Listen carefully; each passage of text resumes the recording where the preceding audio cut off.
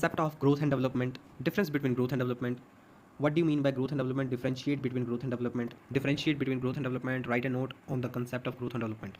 So first chapter शुरू करने जा रहे हैं. तो देखिए ग्रोथ का क्या मतलब है. ग्रोथ एक फिजिकल चेंज है. ये हमारी किसी भी बॉडी पार्ट में हो सकती है, तो उसे हम ग्रोथ कहते हैं. जैसे कि इंक्रीज इन हाइट, मास का बढ़ना, हमारी विड्थ का बढ़ना. तो ये सब कोई एग्जांपल है ग्रोथ के. बच्चे के हाथ का और पैर का इंक्रीज होना, ये सभी ग्रोथ की निशानियाँ हैं. एल.के. फ्रैंक इस बात में कहते हैं the changes that occur in any physical aspect are known as growth. तो जो चेंजेस हमारे अंदर होते हैं फिजिकल एस्पेक्ट में, जो देखने में पता लग जाते हैं, वो ग्रोथ कहलाते हैं. ग्रोथ कब तक चलती है? ग्रोथ हमारे एडोलसेंस तक चलती है, ठीक है. और मैच्योर जब हो जाता है इंसान, जो मतलब कि हाइट, विड्थ और जो उसका वेट है वो स्टॉप कर जाता है बढ़ना, ठीक है. मैच्योरेशन के बाद जो ग्रोथ है वो स्टॉप कर जाती है. तो A.T. जर्सिल्ड क्या कहते हैं, कहते हैं शुरुआत में तो चाइल्ड ग्रोथ बड़ी फास्ट होती है, पर जैसे ही मैच्योर होने लगता है इंसान, तो जो फिजिकल ग्रोथ होती है वो स्लो हो जाती है. और जब मैच्योरिटी पूरी 100% पहुँच जाती है और वो ग्रोथ फिर स्टॉप हो जाती है. नेक्स्ट आगे चलते हैं. H.V. मेरेडिथ क्या कहते हैं, पहला एविडेंस वो देते हैं जब ह्यूमन साइजेस में चेंजेस आते हैं. ह्यूमन साइज में चेंज आते हैं, जैसे फीट का इंक्रीज होना, आपकी हैंड का इंक्रीज होना. सेकंड वो क्या कहते हैं, जब दो सेल्स मिलते हैं तो न्यूमरल सेल्स का बर्थ होता है, ठीक है. काफ़ी सारे सेल्स का बर्थ होता है, ठीक है. तो और थर्ड एविडेंस देता है कि जब ह्यूमन बोन्स में चेंजेस आते हैं. फोर्थ एविडेंस देते हुए ये कहते हैं कि आपकी जो पोजीशन है, जो एंगल ऑफ हार्ट है और इंटेस्टाइन है, उसमें कुछ चेंजेस आते हैं. फिफ्थ एविडेंस वो ये देता है कि हमारी जो साइज़ है, हेड का जो साइज़ है वो स्मॉल हो जाता है कंपेरिजन टू आवर लेग्स. तो ये 5 एविडेंस दिए हैं उन्होंने. आगे डिस्क्रिप्शन देख रखते हैं. Growth result into increase in weight and size. हाँ, ग्रोथ किस चीज़ का रिजल्ट है? ये हमारे वेट, हमारे साइज़ का इंक्रीज होने का रिजल्ट है. ग्रोथ एक क्वांटिटेटिव नेचर है, मतलब कि क्वांटिटी में देखा जाता है इसे. इसका एक जनरल पैटर्न है, ठीक है. ये कोई हर एक पर्सन के लिए कोई डिफरेंट नहीं होता. तो हर एक तो एक जनरल पैटर्न चलता है हर एक इंसान के लिए. और ग्रोथ किस चीज़ का रिजल्ट है? जब फर्टिलाइज्ड एग का डिवीजन होता है. और ग्रोथ कंटिन्यूस नहीं होती, जैसे कि हमने देखा मैच्योरेशन के बाद ग्रोथ स्टैग्नेट हो जाती है. ग्रोथ का एक यूनिफॉर्म पेस नहीं है, ये चेंजेस के साथ एक्सपीरियंस होती है. और ग्रोथ एक स्पेसिफिक पीरियड तक होती है, उसके बाद स्टॉप कर जाती है. Growth occurs internally. Women have faster growth rate. Okay, women's की ग्रोथ रेट फास्टर होती है मेन से. Growth rate due to interaction of heredity and environment. Growth अक्सर तब देखी जाती है जब हेरिडिटी और एनवायरमेंट का इंट्रैक्शन होता है. ग्रोथ आपके पास फास्टर होती है इन्फेंसी पीरियड में, ओके, तो मतलब कि बाल अवस्था में. फिजिकल और मेंटल ग्रोथ एक डीप रिलेशनशिप कैरी करता है. और हाइट इंक्रीज होती है तो वेट डिक्रीज होता है. Health and food affect the mental growth. Okay, it is easier to see physical growth and mental growth. Meaning of development. अब डेवलपमेंट का क्या मीनिंग है? डेवलपमेंट अपने आप में एक वाइड आइडिया है ग्रोथ के मुकाबले. जो ओवरऑल चेंज हम देखते हैं चाइल्ड में, वो डेवलपमेंट कहलाता है. तो हम कह सकते हैं कि जो ग्रोथ है वो कहीं ना कहीं डेवलपमेंट का एक छोटा सा हिस्सा है. डेवलपमेंट हम जब कहते हैं ये क्वालिटेटिव चेंजेस होते हैं, जबकि जो ग्रोथ है क्वांटिटेटिव चेंजेस है. आगे बात करते हैं. जो डेवलपमेंट की प्रोसेस है वो ग्रोथ की तरह ऐसा नहीं है कि वो ग्रोथ तो स्टॉप कर जाती है मैच्योरेशन के बाद, पर डेवलपमेंट मैच्योरेशन के बाद भी चलती रहती है. तो ये कंटिन्यूस है, जबकि ग्रोथ आपके पास क्या है, नॉन यूनिफॉर्म है. तो डेवलपमेंट आपके पास क्या है, प्रोग्रेसिव है और अनसीजिंग प्रोसेस है. इसको आप सीज नहीं कर सकते, ठीक है. और ये ऑर्डरली मैनर में होती है. और जो चाइल्ड की physical, intellectual, social, emotional, moral, sexual और लिंग्विस्टिकल डेवलपमेंट है, वो हम इसमें देखते हैं डेवलपमेंट में. जर्सिल, टेलफोर्ड और सवरे ये कहते हैं कि development refers to the complex set of processes involved in the emergence of mature functioning organism from a fertilized ovum. तो जो देखिए, जो फर्टाइल्ड ओव्यूम से आया एक ऑर्गेनिज्म है, उसमें जो मैच्योरेशन की प्रोसेस चलती रहती है, वो एक डेवलपमेंट का कॉम्प्लेक्स सेट है. तो नटशेल में बात की जाए, डेवलपमेंट एक डेफिनेट पैटर्न है. डेवलपमेंट जनरल और स्पेसिफिक है. जनरल टू स्पेसिफिक होता है. डेवलपमेंट स्टॉप नहीं होता, ये कंटिन्यूस है, अनसीजिंग प्रोसेस है. All type of changes development में काउंट होते हैं, क्योंकि ग्रोथ भी आप डेवलपमेंट में एक सबसेट ही है. डेवलपमेंट एक कॉम्प्रीहेंसिव मीनिंग है, मतलब कि ब्रॉड मीनिंग है ये, ठीक है. तो ग्रोथ और डेवलपमेंट साइड बाय साइड चलते हैं. डेवलपमेंट किस चीज़ का सिंबल है? क्वालिटेटिव चेंजेस का सिंबल है. तो ग्रोथ में देख लिया आप, ग्रोथ आपके पास क्वांटिटेटिव चेंजेस है, मतलब size, number, kind, position, weight. और जो डेवलपमेंट है qualitative, physical, mental, social, emotional changes. आगे बात करते हैं जो डिफरेंस क्या है आपके पास ग्रोथ एंड डेवलपमेंट के अंदर. जो ग्रोथ एंड डेवलपमेंट का कंसेप्ट है, ये साइड बाय साइड चलता है. ये सर्टेन पीरियड तक साथ में रहते हैं. और ग्रोथ आपके पास अडल्टहुड में आके स्टॉप हो जाती है, मतलब मैच्योरेशन आ जाता है और कंटिन्यू करती है, डेवलपमेंट कंटिन्यू करती है थ्रू आउट लाइफ. तो मीनिंग क्या है? पहले बात तो पहले हम देख लेते हैं दोनों की डेफिनेशन में मीनिंग डिफरेंस क्या है. ग्रोथ फिजिकल चेंज है, बिहेवियरल चेंज है, जबकि डेवलपमेंट आपके पास क्या, क्वालिटेटिव चेंज है. Continuity and growth development. Growth आपके पास लाइफ लॉन्ग प्रोसेस नहीं है, इसकी स्टेज है अडल्टहुड, उसके बाद ये सीज हो जाती है. जबकि डेवलपमेंट आपके पास टिल डेथ तक चलती है और ये कभी सीज नहीं होती. रिलेशनशिप. अब ग्रोथ और डेवलपमेंट में क्या रिलेशनशिप है? ग्रोथ जहाँ की हमें ये बताती है कि बॉडी में इंक्रीज होना, वर्क एफिशिएंसी इंक्रीज होना, तो ये कहीं ना कहीं ग्रोथ की निशानी है. पर जहाँ की डेवलपमेंट हमें ये बता रही है कि ये ग्रोथ के बिना भी अक्कर हो सकती है, बिना भी हो सकती है कि तो तो काफ़ी बार हमने ऐसे पर्सन देखे होंगे जो फिजिकली अंडर डेवलप्ड होते हैं और ग्रोथ के साइड से देखा जाए तो वो वीक होते हैं, पर डेवलपमेंट उनका इतना स्ट्रॉन्ग होता है कि वो इंटेलेक्चुअल एस्पेक्ट में, सोशल एस्पेक्ट में, इमोशनल एस्पेक्ट में हर जगह आगे होते हैं वो, ठीक है। तो ये रिलेशनशिप बता सकते हैं। ब्रॉडर एंड नैरो टर्म्स, देखिए ग्रोथ एक नैरो कंसेप्ट है जबकि डेवलपमेंट आपके पास एक ब्रॉडर कंसेप्ट है, क्योंकि डेवलपमेंट में ही ग्रोथ काउंट हो जाती है। क्वांटिटिव एंड क्वालिटेटिव ये तो हमने देख लिया कि ग्रोथ एक क्वांटिटिव चेंजेस है और डेवलपमेंट क्वालिटेटिव चेंजेस है। Measurement of growth and development, ये ग्रोथ क्या रेफर करता है कि साइज, वेट, हाइट ये कैसा है, ये जो देखने में पता लग जाए, सीन विजुअली। और मेजरमेंट क्या मेजर करता है कि development is not difficult but is impossible. देखिए इसका मेजरमेंट जो है डेवलपमेंट का, और डेवलपमेंट का मेजर करना, आप डेवलपमेंट को आप मेजर नहीं कर सकते, तो क्योंकि आप किसी का आईक्यू लेवल, इंटेलेक्चुअल एक्सपेक्ट, किसी की मेंटल बिहेवियर, ये आप इतनी जल्दी मेजर नहीं कर सकते किसी का, तो ये इम्पॉसिबल है। Not only difficult but also impossible. Changes in particular aspect, growth growth एक पर्टिकुलर एस्पेक्ट है बॉडी का, डेवलपमेंट जहाँ की वो list of parts of body का चेंजेस होता है। तो difference between growth and development हमने क्या देखा, डिफरेंस मीनिंग में डिफरेंस है, continuity of growth and development, relationship between growth and development, broader and narrow terms, quantity and qualitative, measurement of growth and development and particular aspect. Okay, factors affecting growth and development, तो आइए जानते हैं कि कौन कौन से factor हैं जो कि अफेक्ट करते हैं ग्रोथ एंड डेवलपमेंट को। तो दो फैक्टर हैं जो कि अफेक्ट करते हैं, तो इनको हम डिवाइड किया बायोलॉजिकल और साइको सोशल फैक्टर्स, ठीक है, या फिर हेरिडिटी और एनवायरमेंटल फैक्टर्स भी कह सकते हैं आप। तो पहले हम बात करते हैं बायोलॉजिकल और हेरिडिटी फैक्टर्स के बारे में। तो बायोलॉजिकल और हेरिडिटी फैक्टर्स ये इनेट होते हैं, मतलब कि इंसान ये लेके पैदा होता है, ठीक है। तो उसमें पहला पॉइंट है फिजिक। फिजिक हेरिडिटरी होती है, मतलब कि ये वंशवाद चली आ रही है, ठीक है। ये person inherent all the qualities है, तो ये सभी क्वालिटीज़ वो इनहेरिट होती है, पहले से ही होती हैं, जैसे कि स्किन का colour, beauty, health, height, weight, colour of eyes, colour of hair, तो ये सब कुछ वो अपने पेरेंट्स से लेता है। तो जो वेल बिल्ड फिजिक होती है जिसको सब एडमायर करते हैं, तो ये एडमायरेशन उसको क्या देता है, सेल्फ कॉन्फिडेंस देता है। तो जो पर्सन के पास वेल बिल्ड फिजिक होती है उसको जब सब एडमायर करते हैं तो उसमें एक सेल्फ कॉन्फिडेंस आता है, जबकि एक इल फॉर्म्ड जो फिजिक होती है उसको सभी मॉक करते हैं, ठीक है। तो वो एक इंसान के अंदर इन्फीरियरिटी कॉम्प्लेक्स जनरेट कर देती है। हाइट एंड वेट के बारे में बात करें इसी के अंदर, कंसेप्ट के अंदर, फिजिक के अंदर, height and weight contribute development of personality. देखिए हाइट एंड वेट किस चीज़ को कंट्रीब्यूट करती है, पर्सनैलिटी को डेवलपमेंट करती है। और मान लीजिए कोई पर्सन एक्सेसिवली टॉल है, काफ़ी ज़्यादा टॉल है, या फिर काफ़ी ज़्यादा छोटा है, फैट है, लीन है, अगली है, तो उसका अजीब अजीब नाम रख दिए जाते हैं, ठीक है। उसको मतलब चढ़ाया जाता है नाम से लेके, मोटू, पतलू, लंबू, बोना, कागजी, पहलवान, ठीक है, ऐसा कुछ कहा जाता है। तो इससे क्या हो जाता है, बच्चे के अंदर एक इन्फीरियरिटी कॉम्प्लेक्स जनरेट हो जाते हैं, ठीक है। वो खुद को ही कम समझने लग जाता है, ठीक है, जिससे कि वो सोसाइटी के साथ तालमेल नहीं बना पाता। कलरेशन, देखिए कलरेशन जो इंसान का कलर आता है स्किन का, वो कहाँ से ज़्यादा इफेक्ट होता है, वो मेलानिन पिगमेंट से ज़्यादा अटैच होता है। जिसके अंदर मेलानिन पिगमेंट ज़्यादा होता है उसकी स्किन डार्क होती है, और जिसके अंदर कम होता है उसकी स्किन क्लियर होती है। तो जो डार्क स्किन होते हैं उसे हम अक्सर ये समझते हैं कि अगली है, ठीक है, तो वो कहीं ना कहीं उसकी पर्सनैलिटी में एक रुकावट बन जाती है। जबकि जो क्लियर स्किन वाले होते हैं, वाइट स्किन वाले होते हैं, उनको सब एडमायर करते हैं, तो जो कि उनमें एक सेल्फ कॉन्फिडेंस जनरेट कर देता है। हेल्थ के बारे में बात करें, देखिए हेल्दी पर्सन हमेशा एक हैप्पी रहता है, हमेशा खुश रहता है वो, है ना, ये आपने देखा होगा। और दूसरों के प्रति भी क्या कहता है, केयरिंग रहता है, जनरस रहता है, काइंड रहता है, ठीक है, सारों के साथ एकदम से एडजस्ट हो जाता है, आशावादी होता है वो। जबकि अनहेल्दी पर्सन क्या होता है, पेसिमिस्टिक होता है, निराशावादी होता है, अनसोशल होता है। तो आगे देखते हैं फिजिकल डिफेक्ट्स जैसे कि इनबॉर्न फिजिकल डिफेक्ट्स हो सकते हैं, मतलब कि इनबॉर्न फिजिकल डिफेक्ट्स होते हैं जैसे dumbness, blindness, lameness, deafness, colour blindness, haemophilia. तो ये जब इंसान ऐसी बीमारियां, जैसे जो डिफेक्ट्स हैं, जब ये इंसान के इनबॉर्न होते हैं, पैदा होते वक्त ही होते हैं, तो इसका उसकी डेवलपमेंट पर काफ़ी ज़्यादा, उसकी पर्सनैलिटी पर काफ़ी ज़्यादा इफेक्ट पड़ता है। इससे क्या होता है, उसमें एक इन्फीरियरिटी कॉम्प्लेक्स जनरेट होता है। बस आपको इस पूरे क्वेश्चन में करना यही है कि जो भी उसकी खामियां हैं उसका कहना इन्फीरियरिटी कॉम्प्लेक्स जनरेट करता है, और अगर किसी को वो पॉजिटिव वे में देखता है तो वो सेल्फ कॉन्फिडेंस जनरेट कर देता है। तो जो मोस्ट टाइम होता है ऐसे पर्सन जिनमें इन्फीरियरिटी कॉम्प्लेक्स जनरेट होता है, वो अपना समय घर पर ही बिताते हैं, ठीक है, और वो अपने पेरेंट्स, गार्जियन, इन पर डिपेंड रहते हैं all time. Second point, sex के बारे में बात करते हैं हम। देखिए जो मेल चिल्ड्रन हैं उनको ज़्यादा फ्रीडम दी जाती है एज कंपेरिजन टू गर्ल्स, और उनको फिर डेवलपमेंट का भी बेटर चांस मिलता है। तो जो इंडियन गर्ल्स की स्पेशली हम बात करें तो उनको इतनी ज़्यादा फ्रीडम नहीं दी जाती, वो मतलब कि बंदिशों के अंदर रहती हैं। तो ये हालांकि ये ट्रेंड अब चेंज हो चुका है इन मॉडर्न टाइम्स, पर पहले ऐसा होता था, है ना। नर्वस सिस्टम के बारे में बात करें, नर्वस सिस्टम वो सिस्टम है जो कि हमारी सारी बॉडी को, सारे ऑर्गन को, जो भी हमारी प्रोसेस चल रही है उन सबको कंट्रोल करता है। तो 3 कैटेगरीज में डिवाइड है। सेंट्रल नर्वस सिस्टम एक हाईली ऑर्गेनाइज मेंटल एक्टिविटीज़ को कंट्रोल करता है, जैसे कि हमारा सोचना, हमारा समझना, हमारा डिसीजन लेना किसी चीज़ को, या फिर स्कॉटिंग, स्लीपिंग, वेकिंग, तो ये सेंट्रल नर्वस सिस्टम का काम है। पेरिफेरल नर्वस सिस्टम, पेरिफेरल का मतलब होता है बार बार। तो ये जो सिस्टम होते हैं ये अपने आप होते हैं, इनको आप कंट्रोल भी कर सकते हैं और ये अपने आप ही होते हैं। जैसे कि किसी चीज़ में ग्रिप बनाना, ठीक है, और डोजिंग एन एनिमी, अपनी विल पावर का यूज़ करना। देखिए 2 टाइप के न्यूरॉन्स यहाँ पर अपना रोल प्ले करते हैं, जैसे कि sensory neurons, motor neurons. Sensory neurons वो हैं जो कि हमारे ब्रेन में एक इंप्रेशन पहुँचाते हैं, जबकि मोटर न्यूरॉन्स वो हैं जो कि उन इंप्रेशन को अदर बॉडीज़ में पहुँचाते हैं।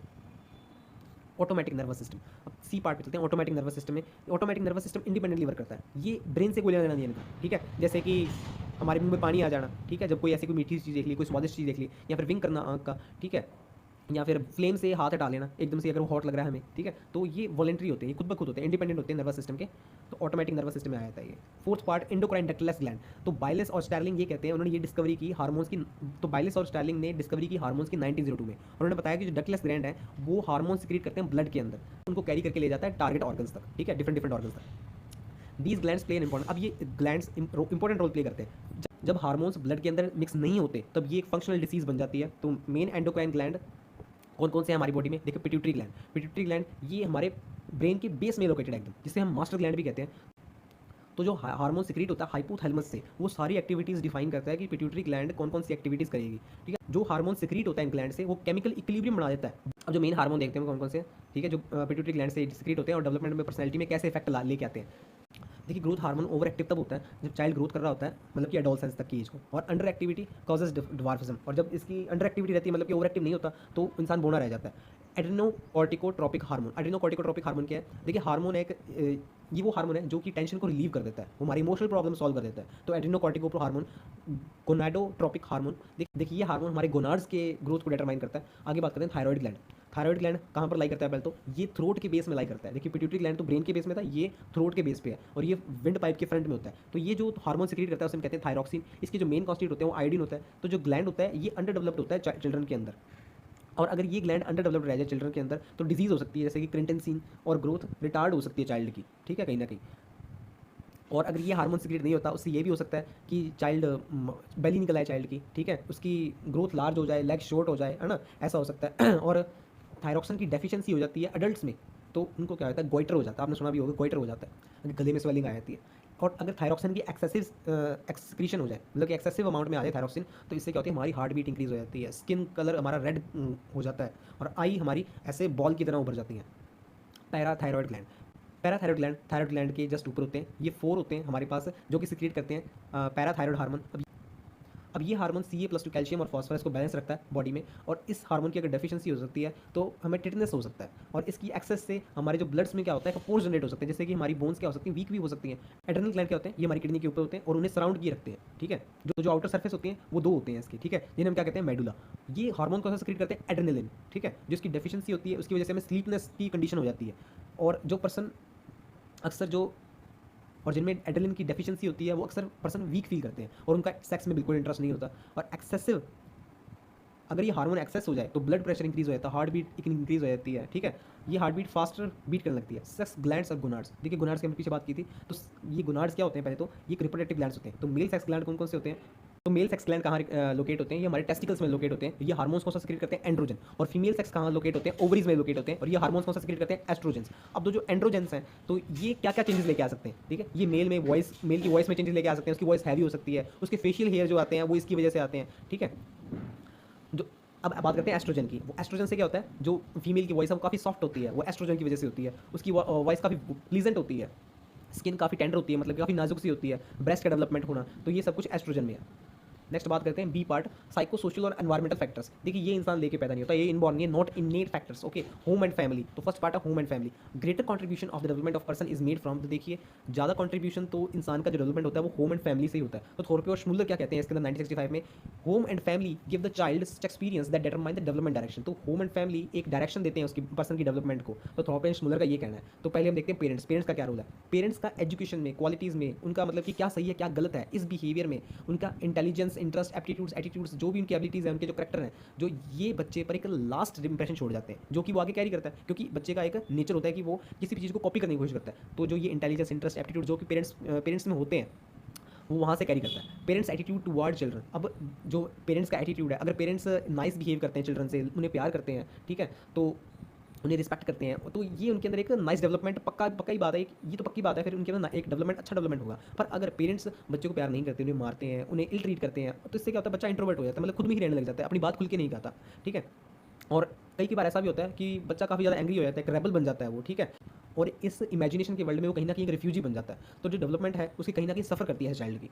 Size of family, size of family में क्या है, अगर फैमिली काफ़ी ज़्यादा लार्ज होती है तो जो इनकम होती है फैमिली की वो कहीं न कहीं इतनी सफिशिएंट नहीं होती है कि जो चाइल्ड की हर एक ख्वाहिश पूरी कर सके। तो अगर अगर फैमिली स्मॉल है तो उनकी इनकम अच्छे तरीके से फुलफ़िल की जो इनकम है वो काफ़ी सफिशिएंट रहती है और बच्चे की हर माँग पूरी भी हो सकती है, ठीक है? तो ये कहीं न कहीं इसका भी फैमिली साइज़ ऑफ फैमिली का भी इफ़ेक्ट पड़ता है बच्चे की पर्सनैलिटी पर। Domestic Discord and family instability. Domestic and social problems like जो डोमेस्टिक और सोशल प्रॉब्लम्स जैसे कि divorce, strange inter relationship between individual and the family. तो जब ऐसे रिलेशनशिप बच्चा देखता है तो उसमें एबनॉर्मल बिहेवियर जनरेट होता है, उसमें पर्सनैलिटी में डिफेक्ट आने लग जाता है, उसकी डेवलपमेंट कहीं ना कहीं रुक जाती है, चाइल्ड पर्सनैलिटी कहीं ना कहीं इफेक्ट होती है इससे, ठीक है? तो इस चीज़ का भी ध्यान रखना चाहिए। Value placed on the sex of child. अब देखिए जो मेल चिल्ड्रन है उसको स्पेशल प्लेस दी जाती है हमारी इंडियन सोसाइटी में और ग्रेटर इंपॉर्टेंस दी जाती है, जबकि गर्ल चाइल्ड है उसको बंदिशों के अंदर रखा जाता है, अंडर कंस्ट्रेंट। बट नाउ ऐसा तो चेंज हो गया है, अब एजुकेशन की वजह से काफ़ी ज़्यादा चेंजेस आए हैं और पर जो डिफरेंस है वो धीरे धीरे चेंज हो रहा है। Goals of the parents. Many parents fail to goal in. तो देखिए काफ़ी ज़्यादा पेरेंट्स होते हैं वो अपनी लाइफ में जो गोल अचीव करना चाहते हैं वो अचीव नहीं कर पाते। तो उनका एम यही रहता है कि हमारा जो एम है वो हमारा बच्चा पूरा करे। तो जिससे कि क्या होता है कि अब जब बच्चा फेल हो जाता है उस चीज़ पे तो बच्चा डिसअपॉइंट हो जाता है, कहीं ना कहीं उसे ये लगता है कि अब मैं अपने माता पिता को क्या जवाब दूंगा। तो ये उसे कहाँ ले जाता है, वरी में, शेम में, डिप्रेशन में ले जाता है बच्चे को, इससे कि उसकी पर्सनैलिटी कहीं ना कहीं रुक जाती है। Birth order. अब देखिए अब जब सभी बच्चे एक फैमिली में इक्वली ट्रीट नहीं होते हैं, देखा ऐसा कब होता है जब एक मान लीजिए जो पहला पहला बच्चा आया था उसने ही सारी अटेंशन ले ली, उसने ही सारा प्यार ले लिया सारी फैमिली का, तो वो एक प्रेरोगेटिव वे में देखा जाता है, मतलब कि एक फर्स्ट इंपॉर्टेंस में देखा जाता है, ठीक है? फर्स्ट इंपॉर्टेंस दी जाती है हमेशा यंगेस्ट चाइल्ड को। तो इसकी वजह से वेरिएशन आ जाते हैं चाइल्ड की पर्सनैलिटी में जो आगे आने वाले बच्चे होते हैं।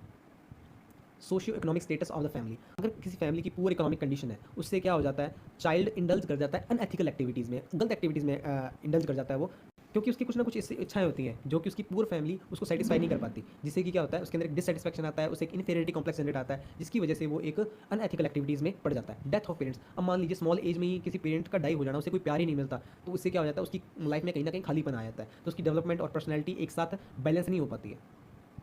Influence of the neighbourhood. अब देखिए अब नेबरहुड वेल बिहेव्ड है तो एक गुड हैबिट जनरेट होती है और एक पर्सनैलिटी डेवलप होकर निकल के आती है, ठीक है?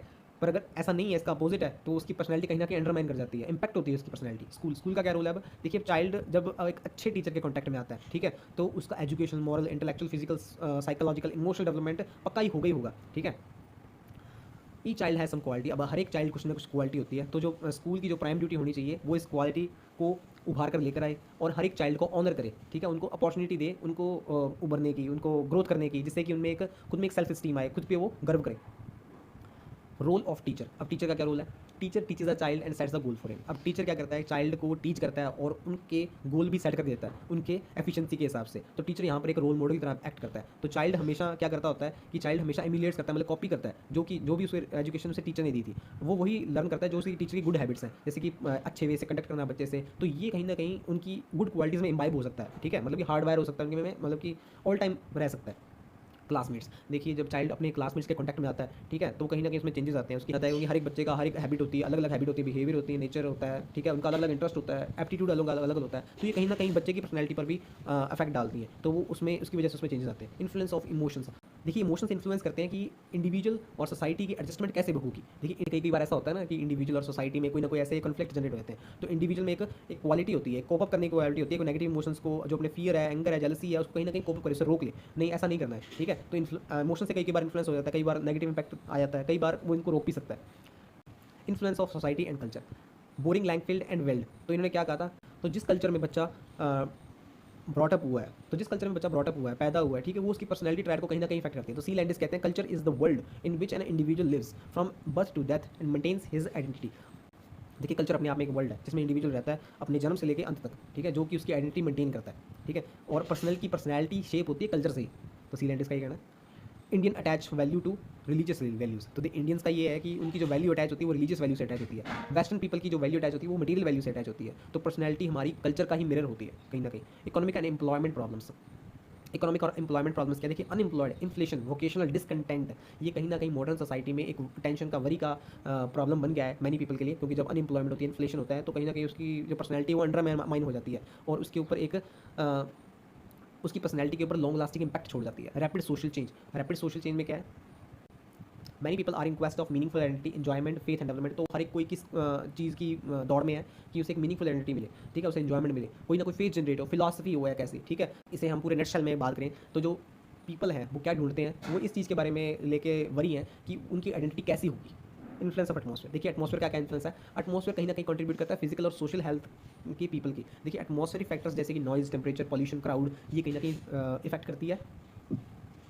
देखिए noise, temperature, pollution and crowds ये कहीं ना कहीं इफेक्ट करती है फिजिकल और साइकोलॉजिकल हेल्थ पे। तो जो ये फैक्टर्स हैं, ठीक है, तो जो एटमॉस्फेयर फैक्टर्स हमने देखे, इससे क्या हो सकता है, एक ग्रेट टेंशन भी जनरेट हो सकती है इंसान के अंदर, और एक साइकोलॉजिकल सोशल डेवलपमेंट कहीं ना कहीं रुक सकती है।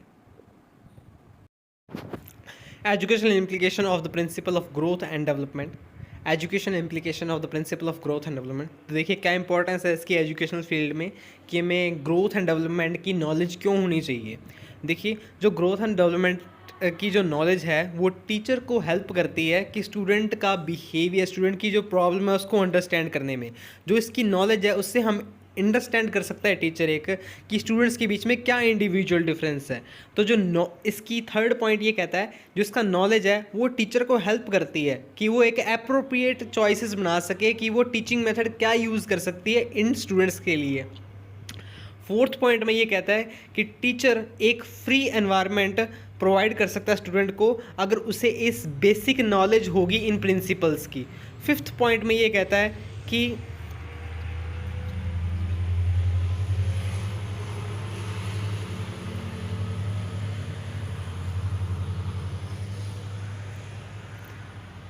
ग्रोथ एंड डेवलपमेंट की जो नॉलेज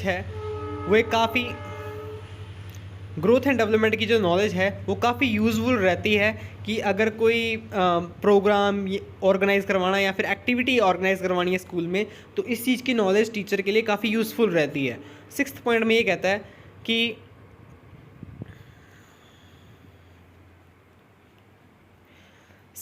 कि जो डेवलपमेंट हो रही है वो राइट पाथ में हो रही है नहीं हो रही है। तो ये प्रिंसिपल्स, ग्रोथ एंड डेवलपमेंट के प्रिंसिपल हमें डायरेक्ट करते हैं कि जो ग्रोथ हो रही है, डेवलपमेंट हो रही है बच्चे की, वो राइट पाथ पर हो रही है नहीं हो रही है। सेवन्थ पॉइंट में टीचर प्रिडिक्ट कर सकता है कि स्टूडेंट का बिहेवियर क्या है, उनकी सेवन्थ पॉइंट में टीचर प्रिडिक्ट कर सकता है कि स्टूडेंट का बिहेवियर क्या है, कि किस बेसिस पर कि उस ग्रोथ एंड डेवलपमेंट के नॉलेज के स्ट्रेंथ पर वो जज कर सकता है कि स्टूडेंट्स का बिहेवियर कैसा है।